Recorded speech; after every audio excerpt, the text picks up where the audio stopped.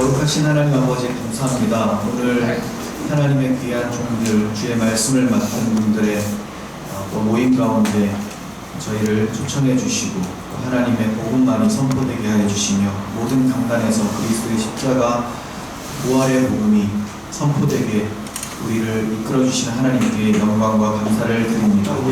특별히 율법을 통해서 우리 주 예수 그리스도의 십자가의 복음을 더욱더 풍성하게 발견하고자 하오니 저희 각자에게 지혜를 주시고 성경적인 연구가 있게 하여 주시옵소서. 우리 주 예수 그리스도의 이름으로 기도합니다. 아멘.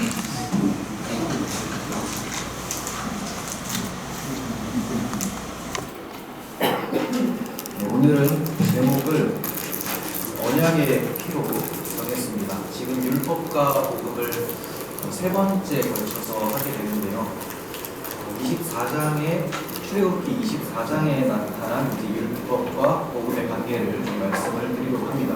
본문은 24장 1절에서 8절까지로 정했는데 공독하지 않고 말씀을 드리면서 중간중간에 읽어보도록 하겠습니다. 상황이 그렇습니다. 출애굽한 이스라엘 백성들에게 하나님께서 첫 번째 언약을 세워주시는 내용이, 물론 역사 속에서 첫 번째 언약은 에덴 동산에서 아담에게 세워주신 언약이죠. 그런데 지금 여기서 첫 언약이라고 하는 것은 이스라엘 백성들, 즉 민족들이 하나님의 국가로 탄생하게 되는 상황에서 하나님의 법이 주어지고 언약이 주어지기 때문에 첫 언약이라고 말씀을 하고 있는 것입니다. 본문에는 제사가 나오게 돼요. 제사. 그러니까 이 언약에 대해서 말씀하면서 제사가 나오는데, 제사는 우리가 흔히 예배의 모습이라고 말을 하죠. 이와 같이 출애굽 전에 하나님께서는 모세에게 너희가 출애굽하여 광야에서 나를 섬길 것이다, 이렇게 말씀을 하셨어요. 이 산에서. 그러니 지금 시내산에서 제사를 드린다는 것은 하나님의 약속하신 말씀대로 예배가 진행되고 있다는 것을 보게 됩니다. 바로의 노예로서 무거운 짐을 지고 비참한 삶을 살았던 이스라엘 백성들이 이제는 소망을 찾아서 하나님 앞에 나아가 하나님의 법을 받고, 십계명이라는 이스라엘의 헌법을 받고 당당한 하나님의 국가로 만들어지는 그런 내용입니다. 이제 하나님께서는 시내산에 강림하셔서 자기 백성에게 첫 언약을 세워주시려고 하고 있어요. 여기에서 중요한 것은 하나님께서 첫 언약을 왜 세워주셨는가? 왜 세워주셨는가? 그러니까 우리는 첫 언약하면 그냥 시내산 10계명, 계명이 그냥 끝이다, 이렇게 생각을 하는데 언약이라는 것은 계명, 10계명뿐만이 아니라 제사법이나 시민들에게 주셨던 그 법 전체를 다 아우르는 그런 이제 언약이죠. 그래서 쉽게 말해 율법, 계명, 법도, 규례, 율례 여러 가지로 표현이 되는데, 큰 틀에서는 율법이 곧 언약을 말을 하는 것이고, 이 율법은 더 크게 말하면 모세오경이고, 더 크게 말하면 구약성경 전체로 이제 설명이 되어집니다. 그러니까 성경 전체가 다 언약을 가리키고 있었다라는 것을 오늘 본문을 통해서 좀 보고자 합니다. 이스라엘 백성들이 율법에 대한 이해가 부족했었기 때문에 잘 이해하는 사람도 있었지만, 다윗과 같이 제대로 이해하는 사람들도 있었지만 그렇지 못한 사람들이 굉장히 많았습니다. 그냥 율법의 조문, 문자만 보고 이것을 행하면 복받고 행하지 않으면 처벌받는 이런 개념으로 가지고 있었기 때문에 이스라엘 백성들의 신앙생활이 올바르게 전개되지 않았어요. 그래서 그들도 그렇지만 오늘날 우리들도 이 율법에 대한 올바른 개념을 가지지 못하면 신앙생활하면서 성령으로 시작했다가 육체로 마치게 되는, 십자가 복음이 다다라고 얘기를 했다가 갑자기 우리가 율법 지켜야지 하나님께 영광 돌릴 수 있다, 이런 식으로 신갈라디아주의로 빠질 수가 있기 때문에 이 점을 좀 잘 정리해야 된다고 생각이 돼서 오늘 24장을 좀 살펴보도록 정했습니다.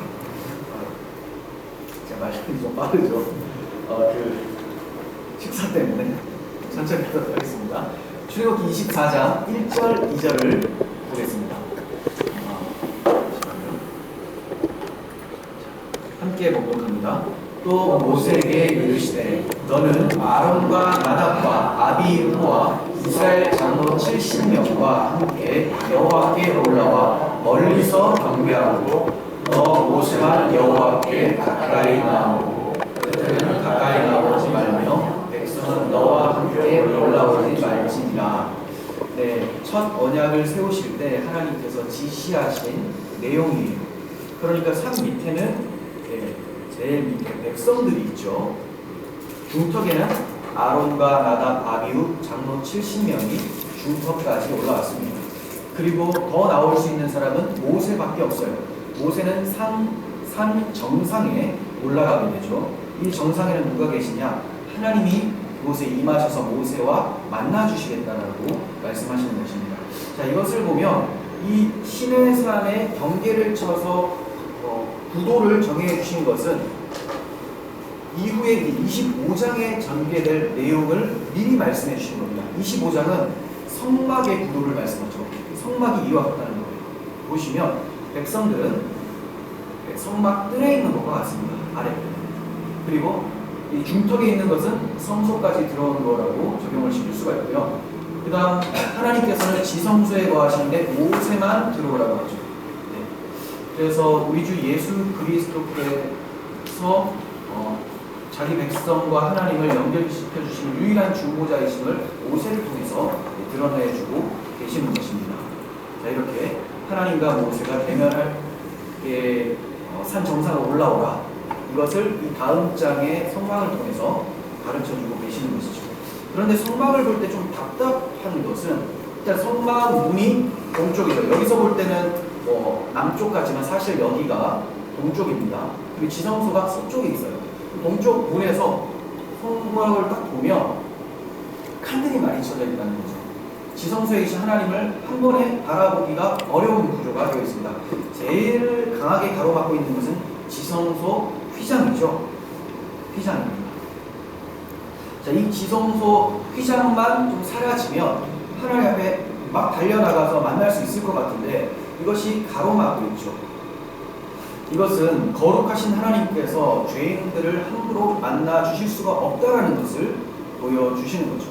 죄인들이 하나님을 만나게 되면 거룩함 앞에 저주받아 소멸된다라는 것을 보여주고 계십니다. 그래서 휘장을 쳐주시고 그 앞에 성소 휘장 그리고 물두멍이나 번제단 여러 과정을 통해서 하나님께서 만나주시겠다. 자, 이 점을 시내산에서도 경계를 치라라고 하시면서 가르쳐주고 계셨던 것입니다. 이스라엘 백성들 뿐만이 아니라 인류가 처음에 에덴 동산에서 하나님과 함께 교제를 하고 있었습니다. 아담은 하나님의 백성으로 창조되어 하나님을 섬기며 할 수 있었지만 그가 범죄하게 되자 타락하여 추방을 당하게 됐죠. 그래서 창세기를 잠깐 말씀드리면 창세기 2장 3장에서 에덴 동산에서 하나님과 함께 하였던 아담이 범죄하여 추방을 당하게 됩니다. 자, 그랬더니 동쪽으로 추방당합니다.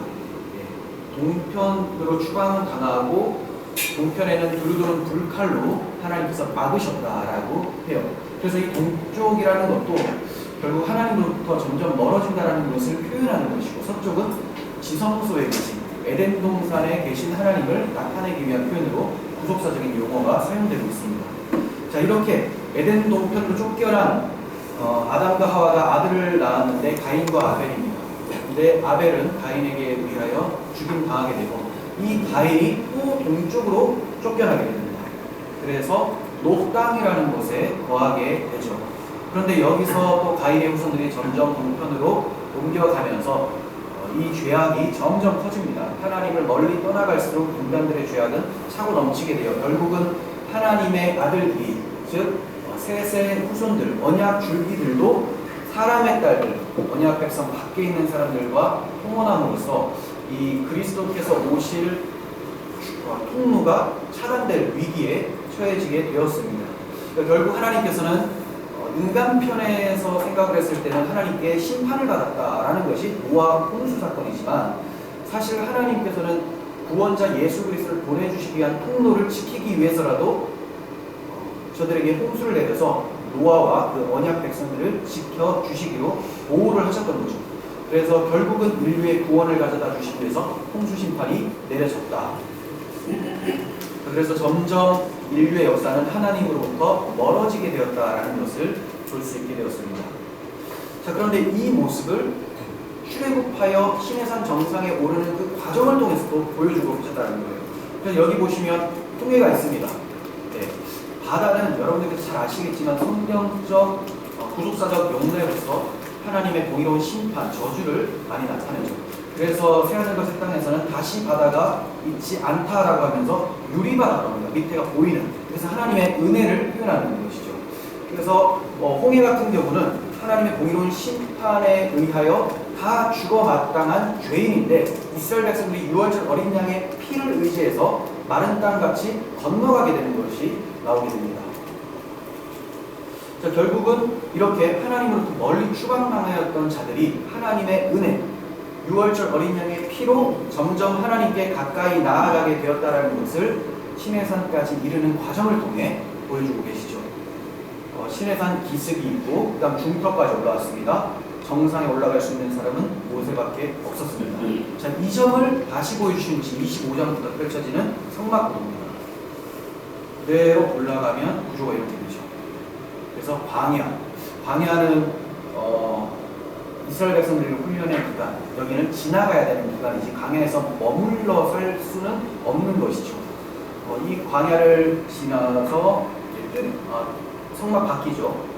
성막 문을 통과해서 뜰 안으로 들어옵니다. 이제 하나님께 가까이 나왔어요. 그리고 또 성소 휘장을 지나서 성소로 들어오고 그다음 지성소 휘장을 통과해서 하나님을 만나게 됩니다. 그러니까 범죄로 인하여 추방당하였던 죄인이 어떻게 하나님과 다시 만나서 교제할 수 있게 되는가? 이것이 인류의 최대 수건이고 이 비결이 무엇인가를 성경은 가르쳐주고 있다는 거죠. 그것은 우리가 다 알다시피 이 모든 경계들이 사라지게 되는 것은 오직 예수 그리스도의 십자가 피로만 가능하다는 것을 알고 있습니다. 그래서 시내산에서 맺은 그 첫 언약 때도 피가 등장을 하게 되고 지성소로 나아가는 과정에서도 피 흘림이라는 제사가 등장하게 되는 것을 보게 됩니다. 이렇게 결국은 지성소의 휘장도 그렇고 산 정상을 가고 있는데 경계가 쳐져 있는 것도 그렇고 이것은 에덴 동편에 불칼로 하나님께서 경계를 치시고 들어오면 죽는다라고 말씀하셨던 것을 가르쳐 주시기 위함이었던 거죠. 이 두루두는 불칼을 해치고 들어갈 수 있는 유일한 비결은 예수 그리스도께서 자기 몸을 스스로 찢으심으로 불칼에 침을 당하심으로 우리에게 그 길을 열어주셨기 때문에 내가 길이요 진리요 생명이다. 나로 말미암지 않고 아버지께로 올 자가 없다고 말씀해 주셨던 것입니다. 자, 이렇게 언약이 체결이 되면서 하나님께서 이런 말씀하십니다. 모세가 와서 여호와의 모든 말씀과 그의 모든 율례를 백성에게 전하매 그들이 한 소리로 응답하여 이르되 여호와께서 말씀하신 모든 것을 우리가 준행하리이다. 네, 여호와의 모든 말씀, 모든 율례, 이거 부분을 어느 정도 지을 수는 있겠지만 정확하게 짓기는 참 어렵습니다. 성경을 열심히 봤는데도 어떨 때는 율례, 법도, 규례, 처음에는 제가 어느 정도 나눴어요. 근데 이것이 막 사용이 되더라고요. 섞어서. 그리고 심지어 아브라함 때는 이 시내산의 율법이라는 것이 없었음에도 불구하고 창세기 26장 5절로 기억하고 있는데 이삭에게 너희 아버지 아브라함은 율례와 규례와 법도를 지켰다라고 얘기를 한다는 거죠. 그러니까 그때 사용되었던 아브라함에게 주어졌던 율법, 말씀은 바로 앞에서 이제 있었던 모리아산에 가서 이삭을 바쳐라라고 하셨던 예수 그리스도 십자가 복음을 나타내고 있었던 것을 성경은 언약 또는 율례, 규례, 법도라고 하는 겁니다. 그래서 이게 시내산에 와서 율례, 법도, 규례 이렇게 표현이 될지라도 우리는 이 모든 것들이 다 예수 그리스도와 그분의 복음을 향하게 하는 도구로 주어졌다라는 것을 잊지 말아야 된다고 생각이 됩니다.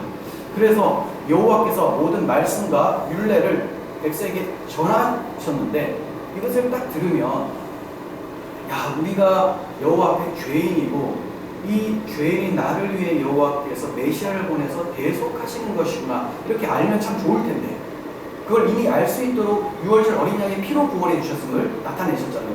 그런데 이들이 그것을 잘 깨닫지 못합니다. 그래서 그냥 율법 조문대로 우리가 다 지키겠습니다 라고 행한다는 거죠. 준행하겠습니다 이렇게 얘기를 합니다. 자, 그런데 이들이 준행하겠다라고 대답을 한다고 해서 여호와 앞에 나아갈 수 있는 길이 열린다든지 또는 이제 경계가 사라진다든지 그러지는 못합니다. 이 점을 이후에 4절부터 이제 나오게 되는 말씀을 통해 보게 되는데요. 4절부터는 또 다른 장면이 아니라 이 3절에 있었던 1절부터 3절의 내용을 다시 구체적으로 설명하는 거예요. 그렇게 보지 않으면 이게 굉장히 왔다 갔다 하는 구조가 돼서 4절을 보시면 모세가 여호와의 모든 말씀을 기록하고 이른 아침에 일어나 산 아래 제단을 쌓고 이스라엘 12지파대로 12기둥을 세우고 이스라엘 자손의 청년들을 보내어 여호와께 소로 번제와 화목제를 드리게 하고 모세가 피를 가지고 반은 여러 양푼에 담고 반은 제단에 뿌리고 반은 양푼에 담은 이유는 백성들에게 뿌리기 위해서죠. 반은 제단에 뿌리고 언약서를 가져다가 백성에게 낭독하여 듣게 하니 그들이 이르되 이게 이제 3절의 반응이었던 거예요. 여호와의 모든 말씀 우리가 준행하겠습니다. 모세가 그 피를 가지고 백성에게 뿌리며 이르되 이는 여호와께서 이 모든 말씀에 대하여 너희와 세우신 언약의 피임이라 이렇게 말씀을 합니다. 하나씩 보시면 처음에 모든 율법을 모세를 통하여 기록하게 하시고요. 그리고 산 아래 제단을 쌓았습니다. 그리고 세 번째로는 번제와 화목제를 드리게 했어요. 네 번째로 피를 가지고 반은 양푼에 반은 제단에 뿌려요. 언약서를 백성에게 낭독하니 우리가 다 준행하겠습니다.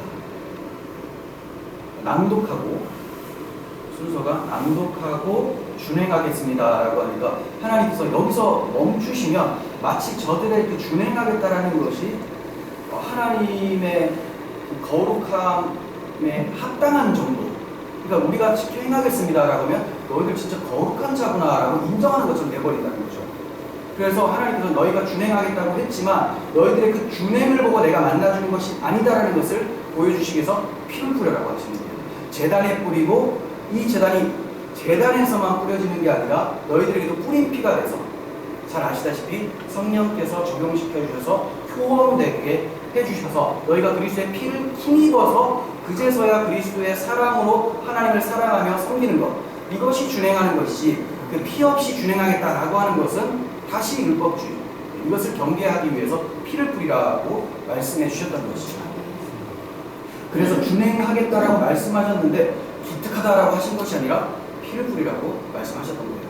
물론 저들이 준행하겠다라고 말씀을 했을 때는 하나님께서 그 마음을 기쁘게 받아주시긴 했습니다. 그게 신명기 5장에 나오거든요. 하지만 그 받아주신 것은 전제가 피를 뿌린 후에 준행하겠다라는 것을 하나님이 기쁘게 받으셨다라는 거예요. 그래서 8절에서는 여호와께서 이 모든 말씀에 대하여 너희와 세우신 언약의 피다 이렇게 말씀해 주셨습니다. 예수께서 자기 백성의 죄를 대신하여 십자가에서 피 흘려 죽으심으로 하나님의 백성 삼는 약정, 이 첫 번째 언약이 계속 이어지도록 하셨습니다. 그러니까 이스라엘 백성들도 피가 없으면 이 약속은 금방 깨어져 버리고 하나님 백성에서 이탈될 수가 있어요. 근데 하나님께서는 구약시대는 짐승의 피로 언약을 맺어주셨는데 이 짐승의 피로는 이스라엘 백성들의 죄를 사할 수가 없습니다. 다만 그림자와 모형으로 주셨기 때문에 이것은 예수 그리스도께서 흘리신 피를 바라보게 하기 위해서 주셨던 것이었죠. 그래서 그리스도 오시기까지는 이것이 실체가 아니기 때문에 날마다 또 해마다 계속해서 하나님 앞에 제사로 나아가야 되고 그리스도께서 실체로 오셔서 영단번에 십자가에서 피를 흘리심으로 이스라엘 백성뿐만이 아니라 창세전에 하나님께서 예정하셨던 모든 백성들은 다 그 피를 통하여 구원을 얻게 되고 하나님 백성에서 더 이상 탈락되지 않는 온전한 구원을 이루실 수가 있게 되었던 것이죠. 이것을 가르쳐 주시기 위해서 본문을 통해서 제물에 피가 흘려져야 된다는 것을 보여주고 계십니다. 그러니까 첫 언약시에 사용된 피는 앞으로 오셔서 자기 피를 흘려서 첫 언약을 영원히 이어가게 하실 그리스도의 피의 모형이었던 거죠. 다시 말해 하나님이 자기 백성을 삼는 첫 언약의 의미를 그리스도의 피로 영원히 완성시키신 것이 새 언약입니다. 이따가도 옛 언약과 새 언약에 대해서 유사성과 또 상이성, 차이점을 좀 말씀을 드릴 텐데, 새 언약과 첫 언약은 다른 것이 아니라 그림자와 실체, 이렇게 보시면 됩니다. 그리고 한시적인 것이었다가 영원한 것으로 바꿔주고, 이렇게 보시면 되겠습니다. 그래서 주님께서는 이 잔을 내 피로 세우는 새 언약이니 라고 말씀을 하셨죠. 너희를 위하여 붓는 것이다. 붓는 것. 오늘 본문에서도 제단에 피가 뿌려지고 사람들에게 피가 뿌려졌던 것처럼 예수 그리스도께서 언약을 맺는 그 백성들에게 자기 피를 뿌려준다는 것을 성찬식을 통해서 보여주셨던 것이죠. 그리고 이 새 언약의 피를 설명하시기 위해서 첫 언약 때, 신해산 언약 때 피가 흘려졌던 것임을 히브리서 기자가 이어서 설명을 해주고 있습니다. 히브리서 9장 18절 제가 읽겠습니다. 이러므로 첫 언약도 피 없이 세운 것이 아니니 모세가 율법대로 모든 계명을 온 백성에게 말한 후에 송아지와 염소의 피 및 물과 붉은 양털과 우슬초를 취하여 그 두 마리와 온 백성에게 뿌리매 이르되 이는 하나님이 너희에게 명하신 언약의 피라. 또한 이와 같이 피를 장막과 섬기는 일에 쓰는 모든 그릇에 뿌렸느니라. 그러니까 섬기는 것도 피 없이는 못 섬긴다는 거예요. 하나님께 나오는 것도 피고, 우리가 하나님을 섬기며 성화의 삶을 사는 것도 피를 통해서만 하나님이 받아주시는 거지, 그렇지 않으면 나의 행위가 돼서 그것은 쓸모없는, 하나님께 오히려 진노의 그 열매들이 될 수가 있다는 것입니다. 22절 율법을 따라 거의 모든 물건이 피로써 정결하게 되나니 피 흘림이 없은즉 사함이 없느니라. 이렇게 첫 언약 때 피를 말씀해 주신 이유는 예수 그리스도께서 우리를 위해 흘리셔서 하나님의 모든 의를 이루실 것을 보여주고 있었던 것입니다. 5절 하반절 봅니다. 여호와께 소로 번제와 화목제를 드리게 하고,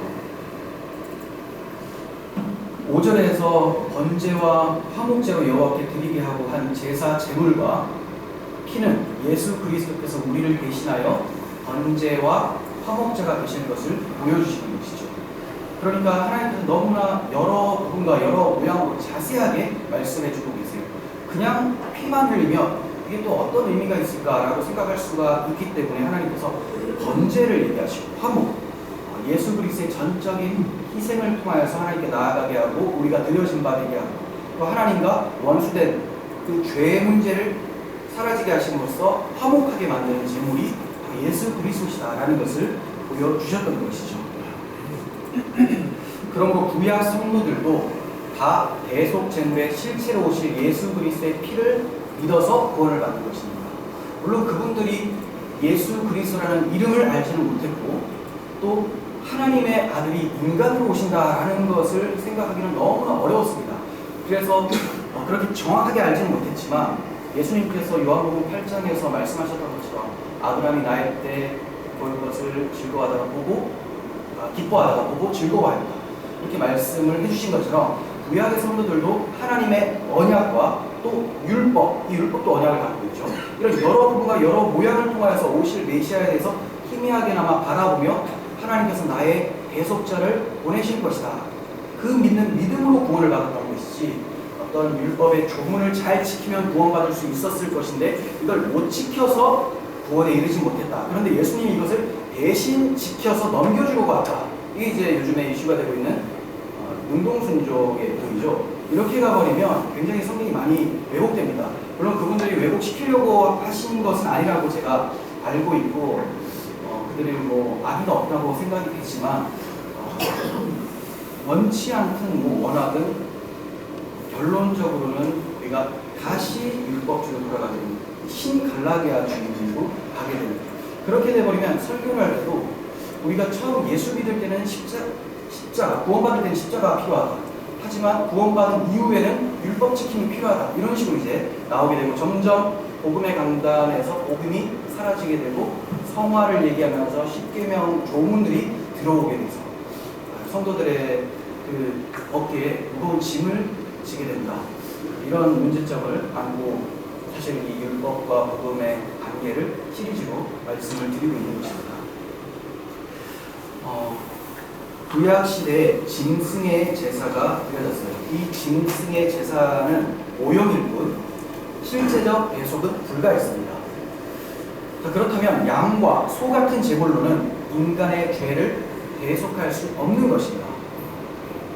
이걸로는 없죠. 오형으로는 실제적인 배속이 불가합니다.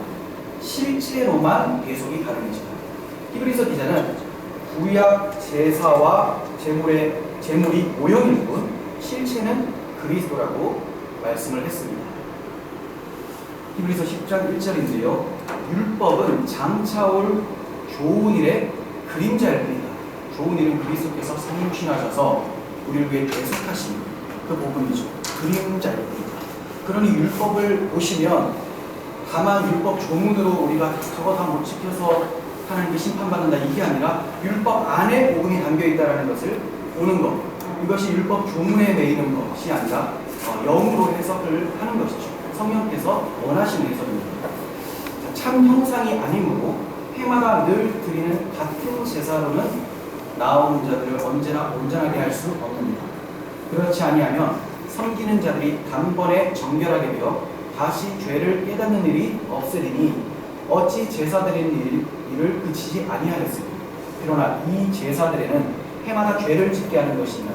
이는 황소와 염소의 피가 능히 죄를 없이 하지 못하니라. 해마다 또 속죄 제사를 드려야 된다는 거죠. 왜냐하면 이것이 실제적으로 죄를 용서하는 것이 아니기 때문에 그냥 하나님께서 일단은 덮어둘게 오류 간과하셨던 것이죠. 그러므로 주께서 세상에 임하실 때 이르시되 하나님이 제사와 예물을 원하지 아니하시고 오직 나를 위하여 한 몸을 예비하셨도다 하시면서 그리스도께서 성육신하여 대속 제물이 되신 것을 말씀해 주셨습니다. 6절 번제와 속죄제는 기뻐하지 아니하시나니 이에 내가 말하기를 하나님이여 보시옵소서 두루마리 책에 나를 가리켜 기록된 것 같이 하나님의 뜻을 행하러 왔나이다. 번제와 속죄제가 잘못이 아니라 이것을 보고 그리스도를 바라보지 못하는 것이 잘못인 거죠. 그리고 이것으로 하나님이 구원하시려고 하신 것이 아니라 이 번제와 속죄제를 통해서 두루마리책 모든 구약 성경이죠. 예수 그리스도를 바라보고 나를 가리켜 기록된 것 같이 하나님의 뜻을 행하러 원하는 겁니다. 그러니까 십계명 조문을 잘 지키든지 또는 제사법을 하나하나 차곡차곡 잘 지켜서 하나님의 뜻을 행하는 것이 아니라 그것을 구약시대에는 율법 조문대로 행하긴 했어요. 하지만 그 의미를 모르고 행하는 것은 우상에게 바치는 제물과 같다라는 이사야의 말씀이 적용이 되어버리는 것이죠. 8절 말씀하시기를 주께서는 제사와 예물과 번제와 속죄제는 원하지 아니하고 기뻐하지도 아니하신다 하셨다. 이는 다 율법을 따라 드리는 것이다. 그림자라는 거죠. 그 후에 말씀하시기를 보시옵소서 내가 하나님의 뜻을 행하러 왔나이다 하셨으니 그 첫째 것을 회하심은 둘째 것을 세우려 하십니다. 이 뜻을 따라 예수 그리스도의 몸을 단번에 들이심으로 말미암아 우리가 거룩함을 얻어보라. 이제 제사를 드리고 번제, 속죄제 이런 것들은 우리가 하지 않습니다. 왜냐하면 둘째 것 예수 그리스도께서 친히 번제와 속죄 제물이 되셔서 영 단번에 이루셨기 때문에 우리는 그 복음을 믿으면 더 이상 정죄함을 받지 않고 하나님과 교제할 수 있게 된 것이죠. 그래서 거룩함을 얻었다. 그리스도의 몸을 들이심으로 거룩함을 얻었다라고 말씀을 했습니다. 우리가 고백하고 있는 하이델베르 요리문과 제5주의를 좀 보겠습니다. 14문 어떠한 피조물이라도 단지 피조물로서 우리를 대신하여 하나님의 의를 만족시킬 자가 있습니까? 답, 하나도 없습니다. 첫째, 하나님께서는 인간의 죄책 때문에 다른 피조물을 형벌하기를 원치 않으십니다. 이게 중요합니다. 이따가도 더 설명을 하겠습니다. 인간의 죄책 때문에 다른 피조물, 인간과 다른 피조물은 다르죠. 그러므로 하나님께서 그들을 형벌치 않기를 원하십니다. 둘째, 어떤 피조물이라도 단지 피조물로서는 죄에 대한 하나님의 영원한 진노의 짐을 감당할 수가 없고 다른 피조물을 거기에서 구원할 수도 없습니다. 자기도 형벌을 당해서 그 죄값을 다 갚을 수가 없어요. 왜냐하면 피조물은 한시적이고 하나님의 진노는 영원하기 때문에 끝이 없습니다. 지옥에 가서 그걸 감당할지라도, 물론 이제 이 피조물은 지옥에 안 가죠. 짐승이니까. 근데 인간이 자기가 내 죄를 계속하겠다 해서 지옥의 형벌을 받아도 갖고 나올 수가 없어요. 끝이 없기 때문에. 그래서 그 짐을 감당할 수도 없고 다른 피조물을 구원할 수도 없습니다. 이렇게 얘기를 합니다. 15문. 그렇다면 우리는 어떤 중보자와 구원자를 찾아야 됩니까? 참 인간이고 의로운 분이시나 동시에 참 하나님이고 모든 피조물보다 능력이 뛰어나신 분, 그 예수 그리스도를 찾아야 된다는 것을 고백을 합니다. 하나님께서는 죄가가 범해진 그 본성에서 죄가 속량되기를 정하셨습니다. 인간이 지은 죄값은 인간이 지불하도록 정하신 거예요. 그런데 인간이 자기 힘으로 지불할 수가 없기 때문에 하나님께서 인간 본성을 입으시고 인간이 범한 죄값, 즉 죽음을 감당하심으로 우리의 모든 죄값을 갚아서 하나님의 공의로운 법을 세우길 원하셨던 것이죠. 이것을 가르쳐 주시기 위해서 구약 이스라엘에게 주셨던 규례가 원상 회복의 법이에요. 그게 이제 여러분 잘 아시는 그 사람을 친 자는 쳐 죽이고 또 사람을 일을 받았을 예, 그렇죠. 예. 그거 전에 한번 이거예요. 짐승을 죽이면 짐승으로 갚을 지고, 예, 그리고 눈에는 눈, 이에는 이. 우리는 이거를 동해보복법으로 많이 들었습니다. 일단 문자대로 보면 동해보복이 맞아요. 똑같은 것으로 해를 입혀서 갚는다. 동해보복. 그런데 하나님께서 동해보복법을 하라고 주신 게 아니라 원상의 회복의 법을 가르쳐 주시기 위해서. 그러니까 범죄한 자는 그 범죄한 그 본성으로 갚으신다는 것을 가르쳐 주시기 위해서 이 눈에는 눈, 이에는 이라는 것을 가르쳐 주셨다는 거죠. 근데 지금 이스라엘 백성들은 이대로 하면 그러면 우리가 이 하나님의 의를 이루는가 하면서 잘못하면 때려 죽이고 그대로 갔었던 거죠. 근데 그거는 우리가 범죄했을 때 하나님께서 짐승으로 배속하는 것을 원치 아니하시고 하나님 자신이 사람이 오셔서 우리의 모든 죄를 갚아주셔서 하나님의 공의의 법을 세우실 것이다. 이것을 가르쳐 주시기 위한 이러한 규례를 주셨던 것이죠. 하나님이 사람의 원상을 회복시켜 주시기 위해서 죄가가 범해진 우리의 본성, 곧 육신을 입으셔야 했습니다. 따라서 성육신으로 원상 회복의 법을 이루시는 거죠.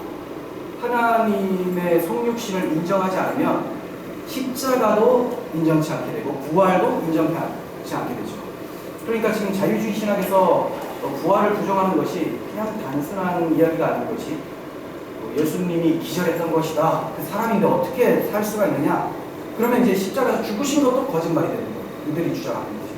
그러면 하나님이 인간으로 오셨다라는 것도 부정하게 됩니다. 그러면 여기에는 대속이라는 것이 없어져 버립니다. 그럼 뭐가 남느냐? 사회 정의 실현으로 우리가 착하게 살면 하나님의 법을 이루는 것이다라고 하면서 이제 사회 정의의 법, 해방신학, 민주신학으로 들어가게 되는 것이죠. 그래서 우리가 이 동해보복법을 알고 있었던 이 규례가 원상 회복의 법, 성육신을 바라보게 하시는 하나님의 뜻이었다는 것을 율법을 통해 볼 수 있어야 되겠습니다. 자, 주님께서 말씀하셨습니다. 이것은 죄사함을 얻게 하려고 많은 사람을 위하여 흘리는 바 나의 피 곧 언약의 피니라. 이렇게 말씀하시면서 십자가를 지시고 죽으시고 부활하시고 승천하시면서 보내주신 분이 하나님의 영, 아들의 영으로서 성령님이 오셨습니다. 성령님이 오시면서 저들의 마음에 법이 새겨지기 시작했습니다. 복음이 예수 그리스도께서 이루신 그 복음이 그들의 마음에 새겨진 것. 이걸 로마서 5장에서는 그리스도의 사랑이 우리 마음에 부음바 되었다라고 표현하고 있습니다. 이렇게 부음받으니 이제 이들은 그리스도와 다시 언약을 새롭게 체결한 것이 되었죠. 그래서 새 언약이라고 하는 것입니다. 그런데 우리가 지금까지 살펴봤듯이 이 새 언약, 피로 세우는 새 언약은 다른 것이 아니라 구약 시대 때부터 계속 보여주고 있었던 첫 언약과 공통점이 있었던 언약이라는 것을 보게 되죠. 그래서 첫 언약과 새 언약의 차이점은 뭐고 유사성은 뭔가, 이것을 좀 보도록 하겠습니다. 첫 언약은 짐승의 피로 세워지죠. 짐승. 새 언약은 아들의 피로 세워집니다. 근데 정말 짐승으로 대속할 수 있었느냐? 그것은 아니죠. 그러니 짐승을 통하여 아들을 바라보라는 거죠. 하나님의 어린 양. 몸에 뿌려졌습니다. 백성들의 몸에 뿌려진 피가 새 언약 때는 마음에 뿌려지게 됩니다. 그리고 첫 언약 때는 속죄가 일시적이고 제한적이었어요. 불완전한 속죄였습니다. 왜냐하면 이 대속 제물 자체가 실체가 아니기 때문이었습니다. 새 언약 때는 단번에 영원히 이루어졌습니다. 완전한 속죄가 이루어졌던 것이죠. 그러니 첫 언약을 통해서, 즉 구약 성경 또는 우리가 출애굽기의 신해산 율법을 강의를 할 때 복음으로 연결하지 못하면 우리는 또다시 갈라디아주의처럼 위험한 해석을 할 수가 있게 되는 것이죠. 죄를 지었을 때 하나님께서 가장 먼저 복음을 선포하셨다는 사실을 기억해야 되겠습니다. 아담과 하와가 에덴 동산에서 죄를 지었습니다. 하나님께서는 네가 죄를 지었으니 이제 내가 어떤 계명, 조문을 줄 테니까 요거 하나씩 잘 지키는 거 보고 잘 지키면 구원해 주겠다. 이런 요구 자체를 하신 적이 없습니다. 왜 이런 요구 자체를 안 하실까요? 허물과 죄로 죽은 자에게 이놈아 이거 해봐라라고 하면 하나님께 내가 죽어있기 때문에 반응이 없어요. 그래서 하나님을 위하여서 살려고 하는 것이 하나도 없기 때문에 하나님이 그 죽은 자에게 무언가를 요구할 수는 없는 것이죠. 그래서 죽은 자를 살려놓고 무엇을 말씀하시는 게 순서입니다. 살리는 것이 뭐냐? 바로 복음이죠. 그것을 원수된 뱀에게, 그리고 뱀에게 속하였지만 하나님의 창세전부터 택하여서 백성 삼아 주셨는 그 아담과 하와가 옆에서 붙도록 하신 것이 우리가 잘 아는 창세기 3장 15절이죠. 내가 너로 여자와 원수가 되게 하리니 너의 후손도 여자의 후손과 원수가 되게 하리니 여자의 후손은 내 머리를 상하게 할 것이요 너는 그의 발꿈치를 상하게 할 것이다. 네, 여자의 후손으로 남자 없이 성령으로 잉태되어 예수 그리스도께서 마리아의 몸에서 나십니다. 여자의 후손으로 오셔서 뱀과 그의 후손들과 그 사탄과 그 적그리스도 세력들과 원수가 되시는데, 이 여자의 후손 예수 그리스도는 뱀의 머리를, 참소권을 박살을 내버리시고 더 이상 정죄함이 없게 하시고 승리를 하시죠. 그게 십자가에서 이루어지게 됩니다. 너는 그의 발꿈치, 뱀은 예수 그리스도의 발꿈치를 상하게 할 것이다. 이것이 그리스도께서 해를 받으시는 십자가를 나타내지만 발꿈치는 치명적이지 않은 것이 그리스도께서 다시 부활하신 것이기 때문에, 그러므로 그의 죽으심으로 뱀은 죽게 된다라는 것을 창세기 3장 15절을 통해서 보여주셨습니다. 자, 이 복음을 설명해 주시기 위해서 하나님께서는 여러분과 여러 모양으로 말씀해 주시는데, 그게 이제 시내산에 갔었을 때는 계명과 제사의 법, 시민법 이런 것들로 나타나게 되는 것이죠. 율법을 주신 목적, 제가 세 가지를 말씀을 드리는데 보통은 두 가지에서 멈춥니다. 근데 이 세 가지가, 세 번째가 정말 중요한데 구속사를 하시는 분들은 거의 아세요. 그런데 구속사가 없다면 이게 전통적 보수적인 신앙이라 할지라도 구약 성경에 가면 갑자기 율법주의처럼 설교를 하게 되는 경향이 나타나게 됩니다. 그래서 이 세 가지를 좀 살펴볼 텐데, 세 번째가 너무나 중요하다. 먼저 첫 번째, 외형적 질서 유지 차원에서, 외형적 질서 유지는 우리에게 해당되는 게 아닙니다. 이스라엘 백성들입니다. 왜냐하면 이스라엘 백성들은 국가잖아요. 국가에는 항상 헌법이 있어야 됩니다. 그 헌법에 따라서 범죄한 자들을 처벌을 하고 그 처벌이 두려워서라도 범죄를 안 하게 되죠. 그래서 이스라엘 백성들에게는 십계명, 제사법, 시민법 이렇게 나누게 되는데, 저는 그렇게 나누는 걸 좋아하지는 않지만 표현을 해야 됩니다. 예, 이렇게 나누게 되는데 이것을 잘 지키면 그냥 범죄하지 않은 시민, 이걸 범하면 범죄한 시민 이렇게 되죠. 그래서 뭐 살인하지 말라는 말씀이 있기 때문에 살인을 안 하게 됩니다. 이스라엘 백성들이 사회가 유지하기 위해서는 이러한 계명이 있었어야 되는 거죠. 그런데 이것은 마음으로부터 나오는 범죄는 없앨 수가 없어요. 간음을 하고 싶은데 맞아 죽을 것 같으니까 안 하는 거죠. 사회 유지는 되는데 하나님 백성으로 경건을 유지하는 데는 아무 필요가 없게 됩니다. 이 주문이라는 것은. 그래서 외형적 질서 유지 차원에서 첫 번째 주어졌다. 이스라엘 백성들에게. 갈라디아서 3장 19절. 그런즉 율법이 무엇이냐? 범법함으로 더하여진 것이다. 천사를 통하여 한 중보자의 손으로 베푸신 것인데 약속하신 자손이 오시기까지 있을 것이다. 이것이 두 번째 거랑 연결이 되는 것을 잘못 본 것 같습니다. 자, 그리고 이스라엘 질서 유지 차원이다.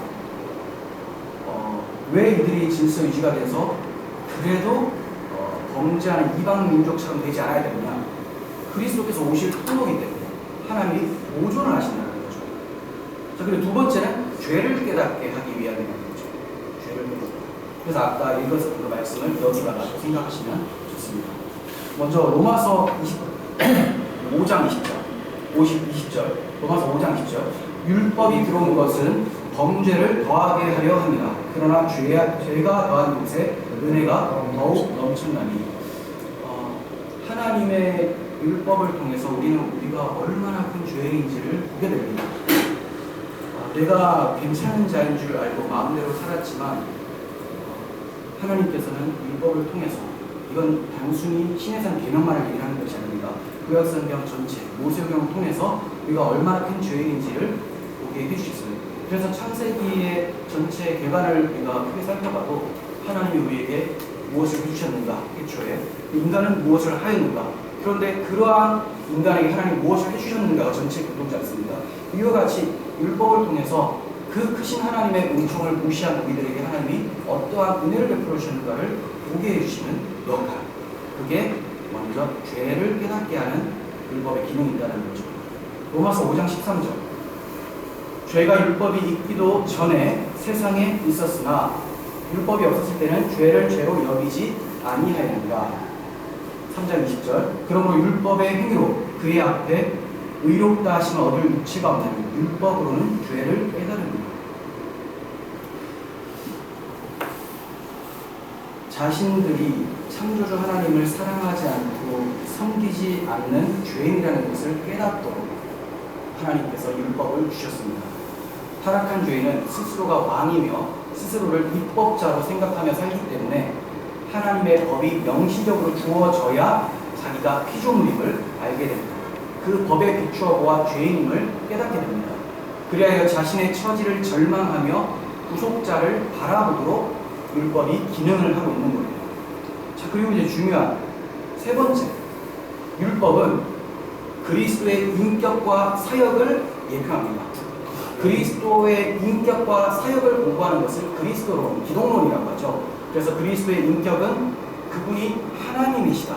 베드로의 고백을 통해서 주는 그리스도시요 살아계신 하나님의 아들입니다. 이게 그리스도의 인격이고, 그분의 사역은 그 뒤에 이어서 나오는 대제사장들과 서기관들에게, 장로들에게 잡혀서 고난받고 죽으시고 사흘 만에 부활하시고, 이것이 그분의 사역이죠. 이것을 공부하는 것이 기독론입니다. 그러니까 이 율법을 통해서 우리는 기독론을 발견할 수 있어야 되는 거죠. 율법은 무엇이냐? 예수님이 누구신가를 가르쳐주고 있는 거예요. 주는 그리스도시요 살아계신 하나님입니다. 이것은 단순히 제사 드리는 제도, 이것만 예수님을 가르쳐주는 게 아닙니다. 그 제사 제도는 이제 앞으로 나올 걸 얘기하는 거예요. 예수님의 사역을 얘기하는 것이고, 여기서 율법은 제가 10계명을 말씀드립니다. 보통 10계명하고 예수님하고 좀 연결을 잘 못 시킵니다. 10계명을 보실 때 10계명은 하나님의 말씀이고, 그 하나님의 말씀이라는 것은 하나님의 뜻이 담겨져 있습니다. 하나님의 의가 무엇인지를 나타내는 것이 10계명이죠.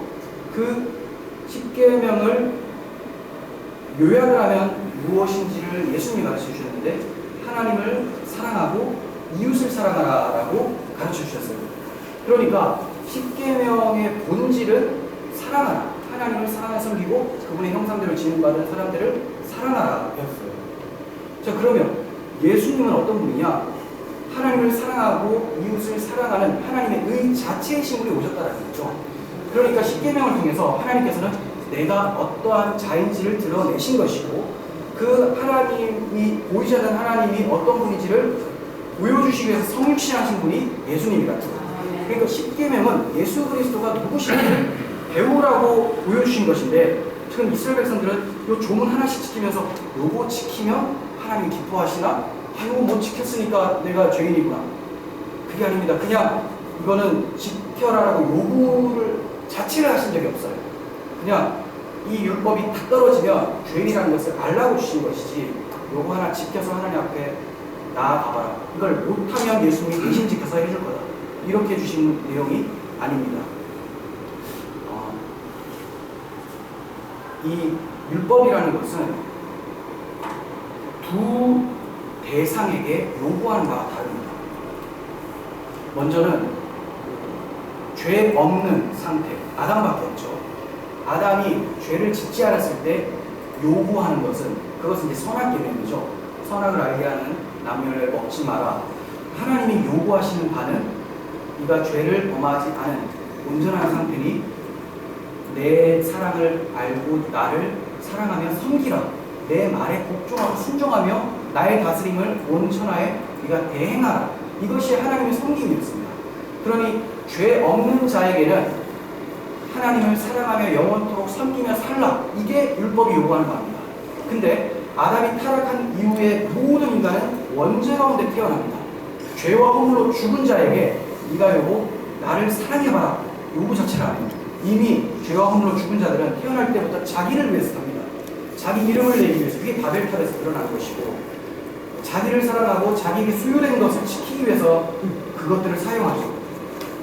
그래서 하나님의 율법은 죽은 죄인들에게 에덴 동산 밖으로 쫓겨난 죄인들에게 요거 잘 해봐라. 이런 기대 자체, 요구 자체를 하신 적이 없습니다. 그럼 이것은 어떤 기능을 하느냐? 너희들은 죄와 허물로 죽어있다라는 것을 알라. 이제 심판밖에 없다. 이 기능을 한다는 거죠.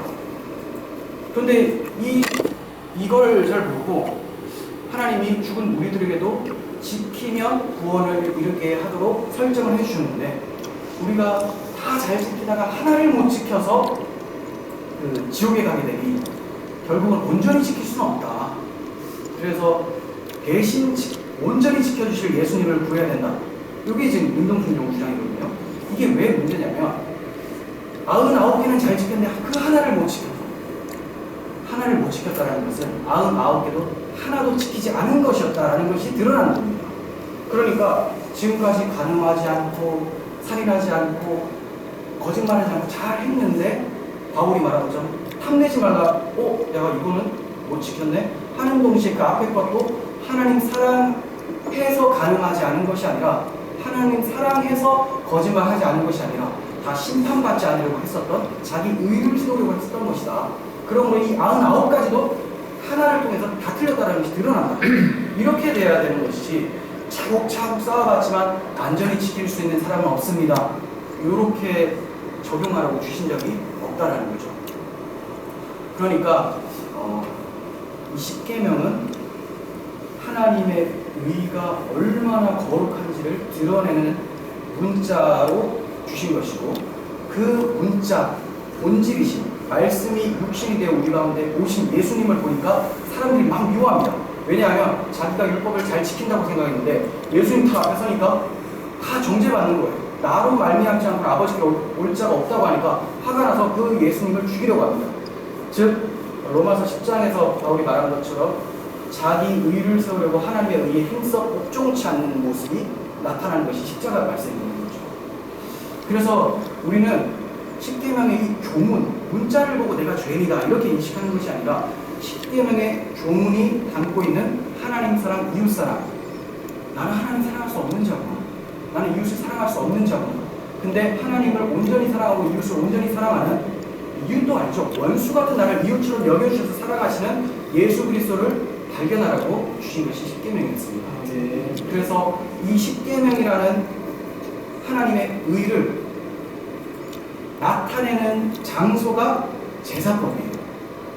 그러니까 다른 게 아니에요. 십계명은 하나님 사랑 이웃 사랑이에요. 근데 그것이 어떻게 실현되느냐? 제사제를 통해서 죄인을 대신하여 죽는 희생제물을 통해서 사랑이 나타난다는 거죠. 그래서 예수님이 하나님의 십계명 자체로 오신 분이신데 자기가 하나님의 십계명 자체, 거룩 자체이신 것을 어떻게 드러냈냐면 요한복음 15장 13절에서 사람이 친구를 위하여 목숨을 버리는 것보다 더 큰 사랑은 없다라고 말씀하시면서 자기가 친구도 아닌 우리를 친구로 여겨주시고 원수 같은 나를 위해 죽으십니다. 그래서 그 예수님이 십계명 본질 자체이셨다는 것을 십자가에서 드러내셨습니다. 그러니 십계명이나 제사법이나 다 그리스도와 그분의 인격과 그분의 사역을 함께 나타내고 있어요. 그러면 우리는 모든 성경에서 다 그리스도의 복음을 설교할 수가 있게 되는데 이 십계명과 그리스도를 따로 분리해버린다면 이제 구약 성경 설교할 때는 십계명 잘 지켜야 됩니다. 그래야지 여러분 기뻐하십니다. 십계명은 어디에 있느냐? 우리 마음에 속해 있어요. 그래서 생명의 성령의 법이라고 하죠. 마음에 속해 있습니다. 사랑의 법이라고 표현됩니다. 그리고 고린도후서 5장 14절에서는 그리스도의 사랑이 우리를 강권하십니다. 그러니 그 법이 예수님이 우리 안에 사시니까 법 자체가 그러니 그분의 성품을 따라서 그분의 사랑을 따라서 살게 되는 것. 그래서 교회의 표지는 본질적 표지는 너희가 사랑함으로써 내 제자인 줄 알리라 이거예요. 원래 말씀과 성찬이라고 합니다. 그것도 맞죠. 근데 그것은 성경에서 명시적으로 나오진 않았지만 그 말씀과 성찬이 무엇을 얘기하고 있느냐? 복음, 사랑을 나타내는 거죠. 그래서 복음에 입각한 사랑이 나타날 때 너희가 교회인 줄을 알게 된다라고 우리는 적용할 수 있어야 되는 것입니다. 자, 이 점을 제가 갑자기 발전해서 여러 기회로까지 다 설명을 해서 좀 보시면 되겠습니다. 제사는 왜 오셨는가? 이때로부터 예수 그리스도께서 자기가 예루살렘에 올라가 장로들과 대제사장들과 서기관들에게 많은 고난받고 죽인다고 3일에 살아나는 것을 나타내신 것이다. 그래서 계명과 제사 모든 율법은 다 그리스도의 인격과 사역을 예표하고 있는 것이다. 저들이 준행하겠다고 했습니다. 하나님은 이것을 기대하지 않으세요. 우리가 거룩하게 살기를 원하시지만 그것을 보고 정상 참작해서 구원해 주신 거 아니죠. 이들이 준행하겠습니다라고 했는데 바로 이어서 이스라엘아 이는 너희를 애굽 땅에서 인도하여낸 너희의 신이다 하면서 공송아지를 섬겨버립니다. 그리고 또 출발을 하고 나서 시내산에서 출발하니 우리가 한 지휘관을 세우고 애굽으로 돌아가자. 이게 우리가 하겠다라고 다짐했었던 결과가 되죠. 그러니 이스라엘 백성들이 자기들에게 뿌려진 피의 의미를 망각하는 순간 송아지 섬기게 되고 애굽으로 돌아가자 이 소리가 나오게 되고 그 피의 의미 나에게 뿌려진 피가 우리를 출애굽하게 한 어린 양의 피구나. 그 어린 양의 피가 바로 우리 장자를 대속한 피구나. 그러면 장자는 우리 이스라엘 전체를 대표하는 것인데 우리 전체를 대표하기 위해서 하나님이 자기 백성을 위해 스스로 인간이 되어서 오셔서 구원하십니다. 정확하게는 몰라도 그리스도를 바라볼 때 저들은 성화도 이룰 수가 있게 되는 거죠. 그렇지 않으면 우리의 모든 예배는 우상숭배가 되어버리고 맙니다. 바울의 전가후를 한번 생각해보면 바울은 이전에 복음을 몰랐을 때 율법에 대하여 흥이 없는 자라고 얘기를 했어요. 물론 이것이 율법을 제대로 알지 못하고 여전히 바울을 공격하는 사람들에 대해서 본인이 얘기를 하는 것이기도 하지만 본인도 율법으로 이루어지려고 많이 노력을 했었던 사람이었죠. 흥이 없는 자다. 자, 이 모습이 바로 로마서 10장 2절의 모습이죠. 내가 증언하노니 그들이 하나님께 열심히 있으나 올바른 지식을 따르는 아니라 하나님의 의를 모르고 자기 의를 세우려고 힘써 하나님의 의에 복종하지 아니하였느니라. 그러니 자기 의라는 것은 율법 조문대로 잘 행해서 하나님께 의를 인정받으려고 하는 것. 하나님의 의는 율법에 하나님의 한 의가 나타났으니 율법과 선지자들에게 증거를 받은 것이다 하면서 그리스도를 얘기하죠. 그러니까 내가 율법 잘 지켰다고 내세우기 위해서 그리스도를 부정했다는 겁니다. 그리스도는 모든 믿는 자에게 의를 위하여 율법의 마침이 되었다. 이제 그리스도를 믿는 자, 그 법이 마음에 새겨진 자들은 이미 하나님이 율법을 다 행한 자로 보신다라는 거죠. 첫 언약도 피로 세워졌습니다. 새 언약도 피로 세워졌습니다. 구약 성도들도 그리스도의 피를 의지하지 않으면 아무도 하나님 앞에 설 수 없음을 나타내 보여주십니다. 하물며 신약의 성도들이 그리스도의 피를 의지하지 않고 예배하고 그리스도의 사랑을 간구한 채 율법을 지켰다고 말한다면 이게 얼마나 답답한 것입니까? 우리의 중보자는 하나님의 자녀 되는 데까지만이 아니라 자녀답게 살게 하는 데까지도 역사를 하십니다. 우리가 이렇게 그리스도를 빼버리고 하나님을 섬기겠다고 하면 다시 율법주의로 돌아가는 것이고 모세의 수건이 마땅히 벗겨졌어야 되는데 그 수건이 마음에 덮여있는 상태라는 것이죠. 넘어가겠습니다. 시간이 흘러가고 그리고 노트북이 배터리가 나는지 어두워지겠어요. 여러분 잘 아시는 말씀입니다. 율법 조문에 매이지 않는 자유함으로 사는 사람들이 기독교인입니다. 그런 사람들이 물어요. 아니 그럼 율법 조문이 없으면 방종하게 되지 않냐? 절대로 그렇지 않습니다. 이분들이 왜 염려하냐면 조문이라는 어떤 명시적인 게 있으면 죄를 안 짓는다. 이게 아까 처음에 율법의 기능 질서 유지처럼 있어요. 근데 그거는 무엇을 이루지 못한다고 했습니까? 마음에서 죄를 지으려는 욕망을 없앨 수가 없다고 했죠. 그러니 외식하는 성도들을 만드는 것이 십계명 조문 보고 요거 행했다 안 했다 요번에 못했는데 이렇게 만든다는 거죠. 겉으로는 죄를 안 질 수 있어요. 하지만 마음에 우러나는 그 죄악들은 어떻게 없애는가? 피로 덮어야 되죠. 피. 그래서 우리는 저들이 볼 때 제가 십계명 조문대로 살 것이 아니라 복음대로 살면 십계명이 가리키고 있는 하나님 사랑 이웃사랑 그리고 그 안에 내역들 그거 다 우리 삶에 나타납니다. 저는 이렇게 표현해요. 그럼 우리는 법이 없는 것처럼 보이지만 왜 법이 없습니까? 법이 있지. 저들은 법이 밖에 있어요. 우리는 법이 안에서 있습니다. 그러니 온 마음과 뜻을 다하여 내 하나님 여호와를 사랑하라가 될 수가 있게 된 거죠. 그래서 복음을 설교하지 않으면 절대로 성화로 이룰 수가 없고 그 외식적인 사람들만 만들어내게 되는 것입니다. 우리는 새 계명이 있는 사람들이죠. 생명의 성령의 법이 있는 사람, 사랑의 법이 있는 사람입니다. 언약의 피, 바로 그리스도의 보배로운 피가 우리를 출생시키셨고 우리를 살아가게 만들 것이고 주님 재림의 날 그 새하늘과 새 땅에서 어린 양께서 구원하심을 찬양하게 됩니다. 그러니까 우리의 처음과 끝과 중간 모두가 다 그리스도의 대속의 복음만으로 이루어진다는 것을 말씀을 드립니다. 이렇게 새 언약의 일꾼답게 하나님 사랑, 이웃 사랑을 하며 살아가시기를 바랍니다. 예배하겠습니다. 거룩하신 주님, 우리에게 주신 거룩하신 율법, 바로 하나님의 아들의 의가 무엇인지를 보여주시며 그 하나님의 아들의 의가 어떻게 우리에게 나타났는지를 설명하시기 위하여 제사제도를 주셨습니다.